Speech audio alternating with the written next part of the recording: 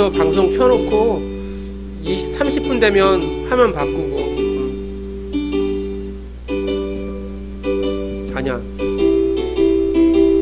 찬양할 때부터 바꿔.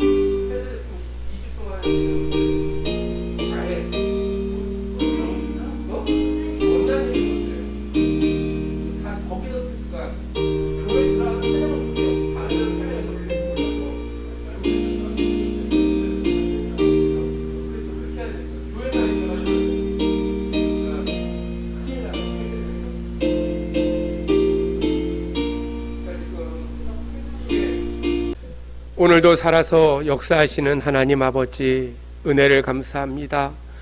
무더운 날씨 가운데서도 저희를 지키시고 주의 전에서 각 처소에서 주 앞에 예배할 수 있도록 은혜를 허락하여 주심에 진심으로 감사합니다.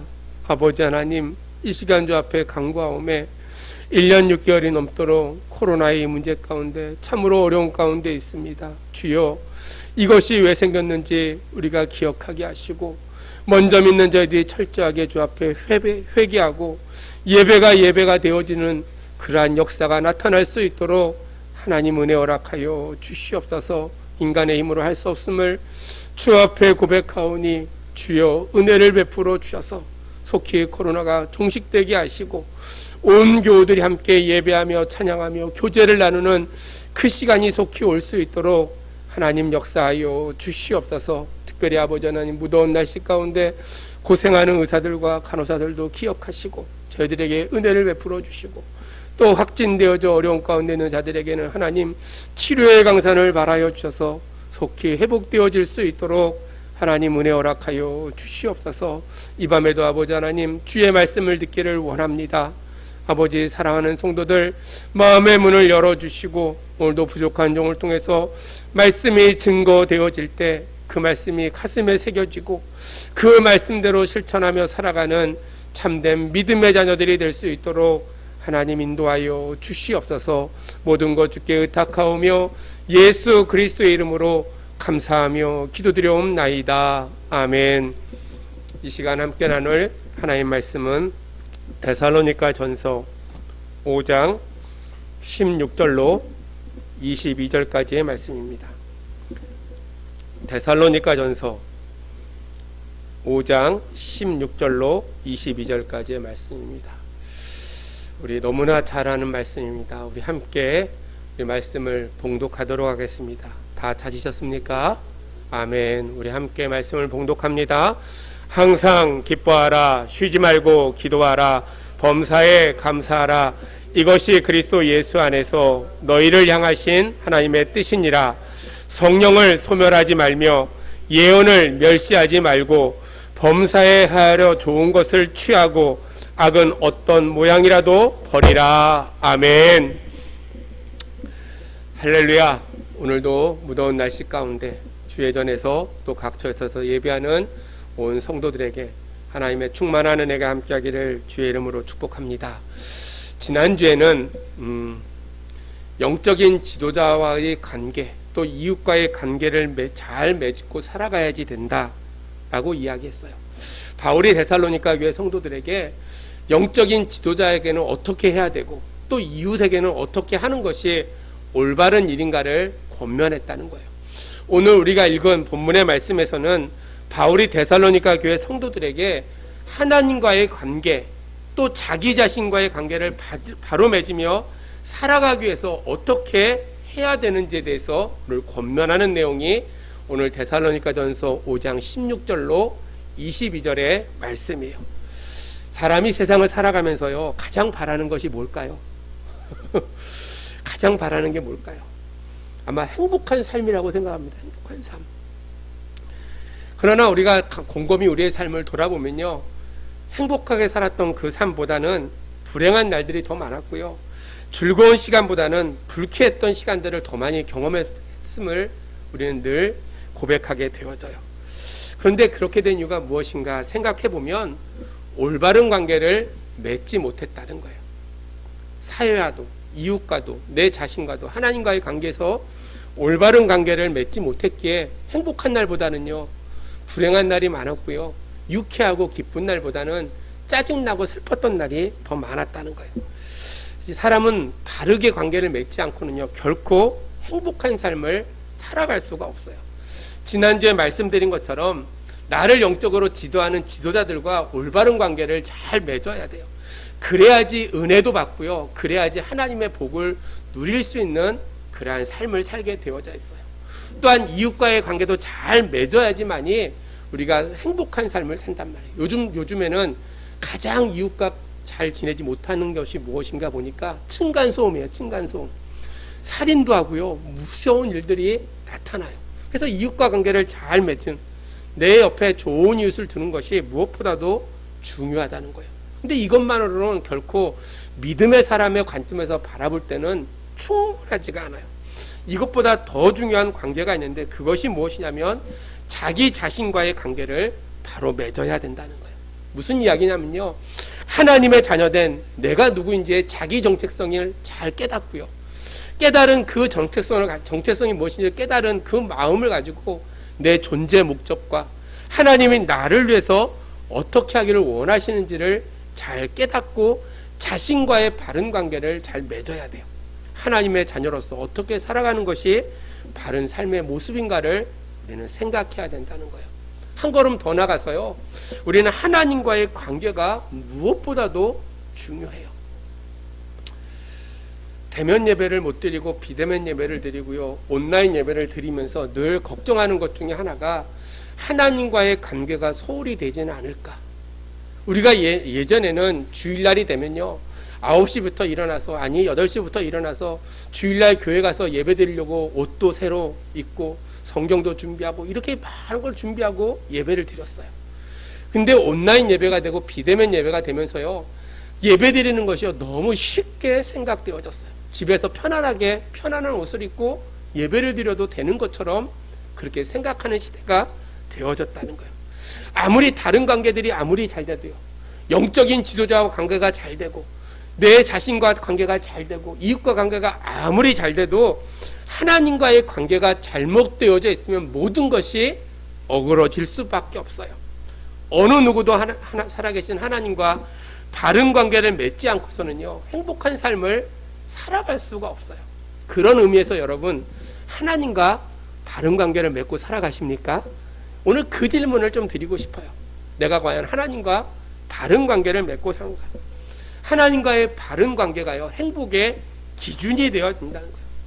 하나님을 향해서 날마다 바른 관계를 맺고 살아갈 때 하나님께 영광을 돌리고요, 우리 삶에는 날마다 기쁨이 충만한 삶을 우리는 살아가게 되어져 있어요. 이 시간에 우리에게 주신 본문의 말씀을 통해서 하나님과의 바른 관계를 맺으려면 어떻게 해야 되는가, 또 내 자신과의 바른 관계를 맺으려면 어떻게 해야 되는지를 오늘 바울의 권면을 통해서 생각하며 저와 여러분이 다시 한번 하나님과 내 자신과 바른 관계를 맺어가는 그러한 믿음의 성도들이 되어지기를 주의 이름으로 축복합니다. 먼저요, 하나님과 바른 관계를 맺으려면 오늘 16절 말씀해 보니까 항상 기뻐하는 삶을 살아야 된다는 거예요. 오늘 16절에 보니까 항상 기뻐하라 라고 했어요. 항상이라는 말은 잘 알듯이 언제나예요. 기뻐하라는 말은요, 감정의 기복에 따라서 변하는 그러한 기쁨이 아니고요, 좋았다 나빴다는 그러한 기쁨이 아니고요, 은은하게 지속되는 그러한 행복감을 기쁨이라고 오늘 본문에서는 표현하고 있어요. 언제나 기뻐하는 것. 오늘 본문에서 항상 기뻐하라는 그 말은요, 구원받은 성도들이 가져야 될 그 마음의 행복감을 잊어버리지 말라는 거예요. 내가 구원받은 하나님의 자녀로서의 그 행복한 그 기쁨이 우리에게 언제나 넘쳐나야 된다는 거예요. 근데 우리가 신앙생활하다 보면요, 이 기쁨이 반드시 있어야 됨에도 불구하고 우리는 가끔 기쁨을 잃어버려요. 어떤 사람이 신앙인들은 이곳에 산다, 신앙인들의 주소를 이렇게 우스갯소리로 얘기했더라고요. 신앙인들의 주소는 뭐냐면 은혜도, 신앙군, 안식면, 행복동. 여러분 다시요, 은혜도, 신앙군, 안식면, 행복동에 산대요. 여러분 그곳에 살기를 원합니다. 근데 불신자들은요, 어느 주소에 사냐면 살기도 괴롭고, 살기도 괴롭군, 죽으면 좋으리. 살기도 괴롭군, 죽으면 좋으리. 여러분 그게 불신자들의 주소래요. 우리는 은혜도, 신앙군, 안식면, 행복동에 살아야 돼요. 여러분 늘 행복하게. 참 그게 쉽지 않아요. 목회자인 저도요, 늘 근심이 있고요, 걱정이 있어요. 행복하게 살아야지라고 생각하는데, 그럴 때마다 생각하는, 그럼에도 불구하고 하나님이 목회자로 불러주신 이유가 있겠지라는 생각을 해요. 오늘 여러분 어려운 인생의 모습 속에요, 우리가 그리스도인으로서 항상 기뻐하며 살아가야 되는 사실을 잘 알고 있지만 우리 현실이요, 그렇지 못함을 우리는 인정하지 않을 수가 없다는 거예요. 우리의 마음에 기쁨이 없을 때 우리가 하나님에 대해서 무엇을 생각하거나 무슨 말을 해도요, 우리의 말과 우리의 생각에 열매를 맺을 수가 없어요. 우리의 마음에 기쁨이 없으면요, 기도해도요, 기도가 안 돼요. 우리 마음에 행복이 없으면요, 무슨 말을 해도요, 그 말이요, 그렇게 기쁘게 생각되어지지가 않아요. 우리 마음속에 기쁨이 있을 때만이 우리의 말과 우리의 생각에 아름다운 열매들을 맺어갈 수가 있다는 거예요. 그런데 우리가 구원받은 그리스도인이 됐음에도 불구하고 우리가 기쁨을 상실하는 이유가 무엇인가 생각하면 하나님의 은혜를 우리는 망각하고 살아가요. 여러분 하나님의 은혜를요, 나에게 주신 가족, 나에게 주신 아내, 남편, 또 내가 만나는 모든 사람들에 대한 그 은혜를 잊어버리고 살아가요. 참된 기쁨은 우리가 항상 하나님의 사랑을 받고 있다는 것, 어떠한 질병이나 실패나 우리나 압제나 전쟁이나 죽음 등 그 어떤 것이 내게 베풀어진다 할지라도 우리의 사랑을 빼앗아 갈 수 없다는 그러한 사실을 알 때, 그런 것을 소유하고 있을 때 우리는 참된 기쁨의 모습으로 우리는 살아간다는 거예요. 한 가지 일에 기뻐하고 슬퍼하고 그렇게 살지 않는다는 거예요. 참된 기쁨은요, 하나님이 나를 사랑하시는구나 라고 깨닫게 되어지면 실패할 때도 있고요, 병일 때도 있고요, 압제와 고난과 수많은 일들이 있어도 그럼에도 불구하고 하나님이 나를 향하신 그 사랑을 그 누구도 빼앗아 갈 수 없다라는 사실을 알게 되면 우리는 참된 기쁨의 삶을 살게 되어져 있다는 거예요. 엄격하게 얘기하면요, 참된 기쁨은 외면적으로 나타나 보이는 행복이나 불행의 조건과는 무관하다는 거예요. 여러분 참된 행복은요, 다른 사람이 어떻게 보든지 간에 다른 사람이 내 삶을 참 불행하게 산다라고 이야기해도요, 정작 내 본인이 하나님과의 관계가 올바로 되어지면 우리는 기쁨으로 살아가게 되어져 있다는 거예요. 반대로요, 아무리 많은 것을 많이 누리고 있어도요, 정작 본인에게 기쁨이 없으면 그 삶은 불행한 삶의 모습이라는 거예요. 기쁨은 외적인 조건에 있지 않아요. 우리가 많은 일에 있어서 불행할 수는 있지만 여전히 기뻐할 수 있는 것은요, 참된 기쁨은 변함없이 우리를 사랑하시는 하나님의 은혜를 깨닫는 데서 나온다는 거예요. 여러분 아멘이십니까? 참된 기쁨은요, 변함없이 우리를 사랑하시는 하나님의 은혜를 깨닫는 데서부터 나오게 되어져 있다는 거예요. 나를 향하신 하나님의 크신 사랑과 그 은혜를 우리가 깨달을 때 우리는 큰 슬픔의 한복판 속에서도요, 기쁨을 발견할 수가 있어요. 하나님의 은혜를 깨달아 알 때 내 삶의 가장 고통스러운 그러한 순간에도요, 우리는 소망을 발견하고 기뻐할 수가 있다는 거예요.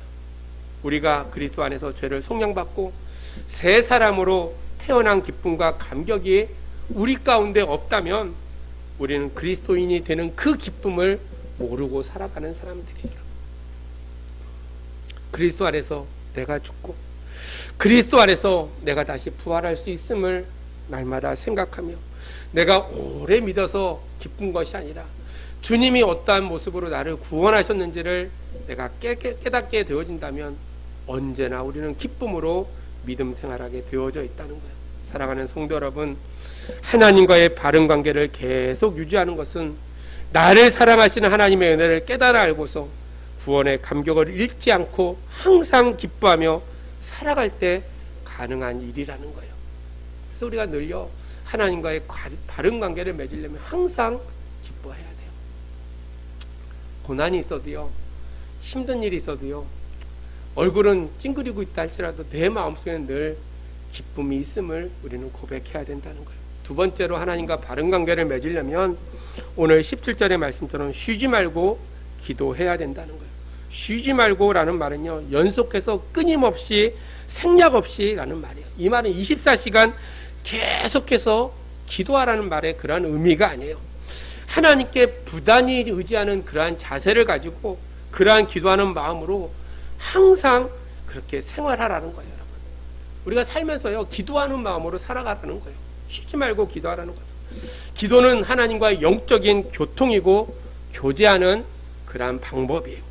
하나님을 의지하는 그 마음의 자세를 가지고서 하나님과 영적인 교통이 계속되는 것이 바로 항상 기도하는 생활이라는 거예요. 여러분, 성전에 와서 크게 소리 질러서 기도하는 것이 아니고요, 삶의 순간순간마다 날마다 부단히 하나님 옆에 의지하면서 하나님의 뜻이 무엇인지를 날마다 생각하고 생활하는 것, 그것이 쉬지 않고 기도하는 성도의 모습이라는 거예요.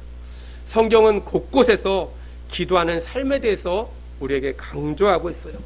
예수님께서는 공생의 기간 동안 직접 기도는 이렇게 하라라고 우리에게 실천적으로 보여주셨어요. 누가복음 18장 1절로 8절에 보면 기도하고 항상 기도하고 낙심하지 말아야 될 것을 불의한 재판관의 비유를 통해서 우리에게 말씀해 주고 있다는 거예요. 여러분, 항상 기도하고요 낙심하지 말아야 된대요. 왜? 하나님께서 언젠가 그 기도를 응답해 주신다는 거예요. 바울도요 계속해서 기도에 대해서 강조하고 있어요. 에베소서 6장 18절에 보니까 모든 기도와 간구로 하되 무시로 성령 안에서 기도하고 이를 위하여 깨어 구하기를 항상 힘쓰며 여러 성도를 위하여 구하고, 바울이요 모든 기도와 간구로 무시로 성령 안에서 기도하고 계속해서 기도하라는 거예요. 여러분, 로마서 12장 12절에 보면 소망 중에 줄고하고 환난 중에 참으며 기도에 항상 힘쓰며 라고 이야기하고 있어요. 여러분, 소망 중에 줄고하라는 거예요. 여러분, 환난 중에 오래 참으라는 거예요. 기도에 항상 힘쓰라.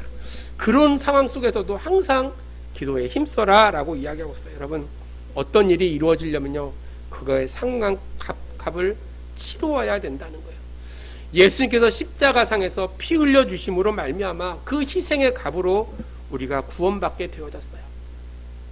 마찬가지로 하나님과의 바른 관계를 유지하는 것도 그냥 되는 것이 아니라는 거예요. 여러분, 우리가 날마다 하나님과 바른 관계를 유지하려면요 그의 상한 값을 우리는 치러야 돼요. 그 중에 하나가 저는 기도라고 생각해요. 여러분, 앞에서 말씀드린 것처럼 기도는 하나님과 영적인 교통을 하는 것이고 교제를 하는 거예요.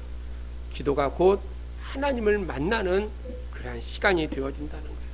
우리가 어떤 사람과 관계를 유지를 하면요 먼저 그 사람과의 만남을 계속 유지해야 돼요. 어떤 사람과 관계를 계속 유지하려면요 계속해서 만나야 된다는 거예요. 여러분, 코로나 시대가 되면서요 모든 만남이 다 끊어졌어요. 왜? 만나지 못하니까요 관계들이 다 단절되어졌다는 거예요. 하나님과의 바른 관계를 계속 유지하려면요 기도를 통해서 하나님과의 만남이 계속 이루어져야 돼요. 여러분, 아멘이십니까? 우리는 계속 하나님과의 관계를 유지하지 않으면, 기도의 삶을 살지 않으면 하나님과의 관계를 올바르게 우리가 맺어갈 수가 없다는 거예요. 기도하는 값을 반드시 치러야 된다는 거예요. 기도하기 위해서요 자기의 시간을 드리는 값을 치러야 된다는 거예요. 어떤 학생이 이제 박사학위를 받으려고 논문을 제출했어요. 틀림없이 학위를 받을 것이라고 생각했는데 며칠 지나지 않아서 당신의 논문은 내년도에 심사하게 되어졌습니다 라는 통보를 받았어요. 이 학생이요 논문 마감 날짜에서 한 이틀은 지났지만 내년에 다시 논문 심사를 받는다는 이야기를 듣고 너무 궁금해가지고 왜 그렇게 됐을까라고 알아봤어요. 그랬더니 뭐 이틀 늦은 것도 둘째 쳐놓고 자기가 1년 동안 열심히 논문을 준비했음에도 불구하고 교수가 내년을 미뤘다는 거예요. 문제는 논문의 문제가 아니고요. 교수와의 관계가 올바로 맺어져 있지 않았어요. 평소에 맨날 연락하고 가까이 지냈으면 한 이틀 지나도요, 그래 이틀 지날 수도 있지 하고 해줬을 텐데 생전 한번 연락도 안 하다가 달랑 논문 낼 때 내니까 연락해가지고 그것도 이틀이나 돼서 내니까 교수가 괘씸해서 내년으로 심사를 미뤘다는 거예요. 여러분, 하나님과의 관계도 마찬가지라는 거예요. 평소에 기도 생활 안 하다가요, 어쩌다가 한번 어려운 일 생기면 그냥 축자를 기도하면 하나님께서 그 기도를 들으실까요? 여러분, 평소에요, 편안할 때 열심히 기도하고 하나님과 원만한 관계를 가져야지 어려운 가운데서도 그 기도를 들으시고 우리가 하나님이 응답하시는 그러한 은혜를 누리게 되어져 있다는 거예요. 사랑하는 성도 여러분, 코로나로 힘들고 어려운 이때 우리가 할 게 무엇인가 생각해 보니까요, 전도 못 하잖아요. 그렇죠? 예배도 마음대로 못 드려요. 할 수 있는 건요, 하나님 앞에 기도하는 거예요. 하나님, 이 코로나의 문제가요, 왜 생겼을까요? 우리의 죄 때문입니까? 아니면 우리가 하나님 앞에 올바로 예배드리지 못하는 모습입니까?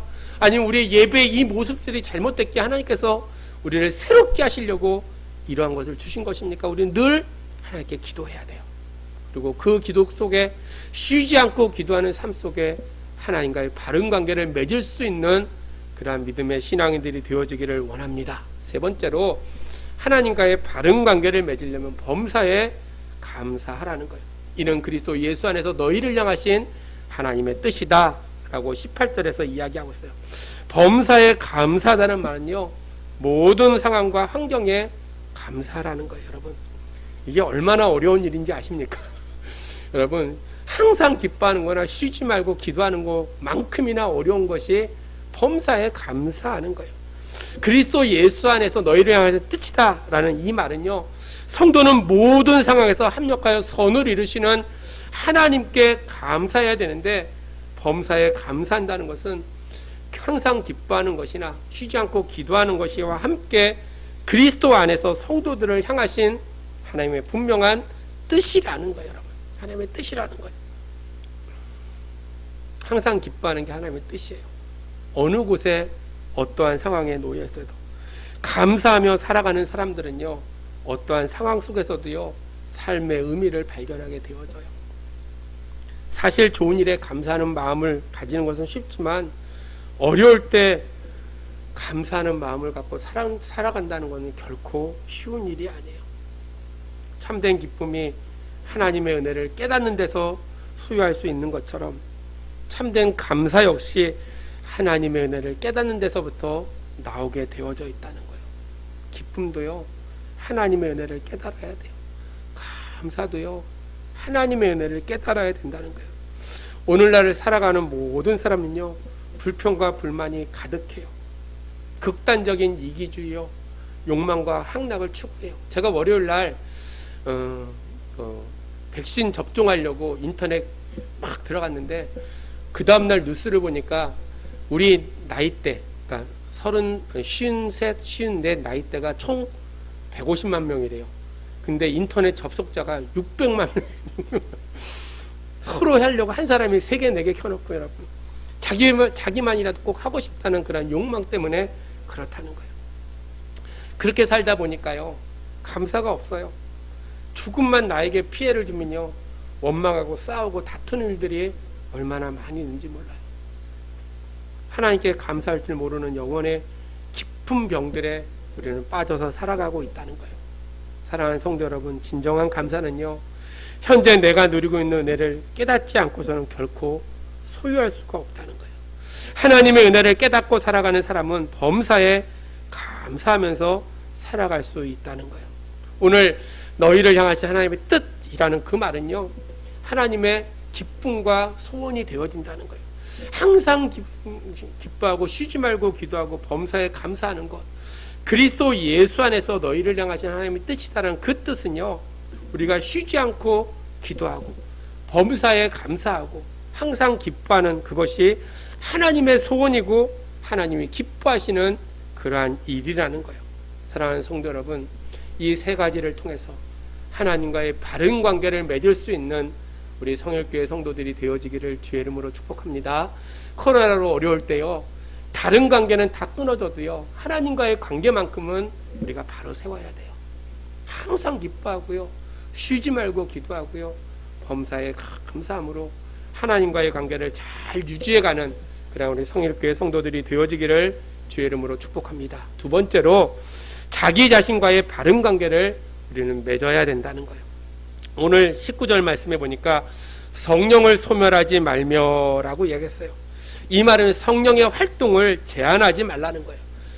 그 당시에 고린도 교회 성도들은요, 성령의 역사가요 무절제하게 나타났어요. 방언하고 예언하고 은사 있고 여러 가지 일 때문에, 광신도적인 태도 때문에 이 고린도 교회는요, 이 은사의 문제로 아주 시끄러웠던 교회가 바로 고린도 교회였어요. 그에 반해서 오늘 바울이 편지했던 데살로니가 교회는요, 성령의 활동들을 배제하거나 제한하는 그러한 교회의 모습이었어요. 성령의 은사만을 중시 여기고 성령의 은사만을 절제하고 그러한 광신도적인 태도가 교회를 혼란하게도 하지만, 반대로 이 데살로니가 교회처럼요, 성령의 역사하심을 날마다 제한하고 이성적인 판단하는 이 교회 역시 하나님께서 성장하는 곳에 저의 요소가 되어진다는 거예요. 여러분, 광신적인 거나 또 너무 등한시하는 거 두 개 다 성령을 회방하는, 성령의 사역을 회방하는 그러한 모습이에요. 성령님은요, 무절제하게 역사하지 않으세요. 성령님은 날마다 절제하는 가운데 우리에게 임하신다는 거예요. 그러므로 우리가 날마다 성령의 인도하심을 날마다 구해야 돼요. 교회나 여러분의 삶이나 하나님의 기뻐하시는 그 길을 인도하기 위해서 성령님이 이 땅에 오셨다는 거예요. 그리고 겸손한 마음으로요, 우리는 성령님을 날마다 사모하고 성령의 감동에 따라 우리는 생활하며 성령의 인도하심에 따라 날마다 살아갈 수 있는 그런 신앙인의 모습이 우리 가운데 있어야 된다는 거예요. 그래서 성령을 소멸하지 말라는 거예요. 우리는 성령의 세례를 받고요, 성령의 충만한 삶을 살아가야 돼요. 근데 가끔 성령 세례는 다 받지만 성령의 충만함을 누리지 못해요. 그래서 날마다 성령을 소멸하며 살아가는 그러한 모습이 있다는 거예요. 내 자신을 바로 세우려면 성령을 소멸하지 말아야 된다는 거예요. 성령은 하나님의 백성들로 하여금 거룩하게 만들어서요, 세상 사람들과 다르게 살게 하고요, 예수 그리스도를 닮아가는 사람으로 세우는 일을 성령님께서 하신다는 거예요. 그러므로 사랑하는 성도 여러분, 날마다 분명한 자기의 정체성을 깨닫고 성령을 소멸하지 아니하고 성령의 인도하심에 따라 바르게 관계 맺고 살아가는 그러한 성도들이 되어지기를 주의 이름으로 축복합니다.